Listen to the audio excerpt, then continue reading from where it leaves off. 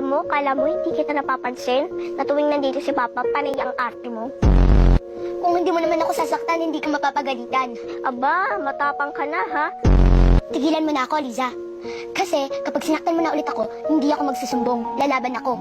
Tandaan mo na ako nagturo sa'yo kung paano maging matapang. Aba, matapang ka na talaga, ha? Ang ganda, no? Huwag mong hawakan, baka madumihan eh. Oy, palagi naman akong naghuhugas ng kamay. Eh, yung pagkatao mo, paano mo mahuhugasan? Eliza! Hi, Tavis! Tingnan mo, may bago na akong bike. Bago, mahal. Oy, narinig ko, sabi ni Kuya Jojo, mura lang daw yan. Sino siya? Ako si Fleur, maid namin. Maid? Bata? Ganun talaga, talented ako eh. May bike ka? Wala siyang bike at saka hindi siya marunong. Gusto mo turuan kita? Huwag na, tayo na lang mag-bike. Pumasok ka na nga. Eh, inaaya nga ako eh. Angkas ka na lang sa likod ko. Ako na lang aangkas sa'yo. Hindi na, mabigat ka eh. Ay. Sana madapa ko. Tinuruin ko lang naman po yung sino natutulog dun. Para hindi naman po kayo malito. Alam mo ba, ha? Alam mo ba kung anong drawing mo? Opo.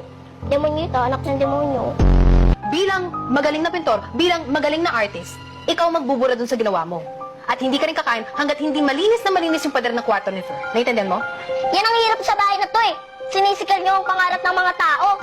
Bes, sigurado ka bang bata yung niluwal mo? Oo, bata yan. May sapi lang.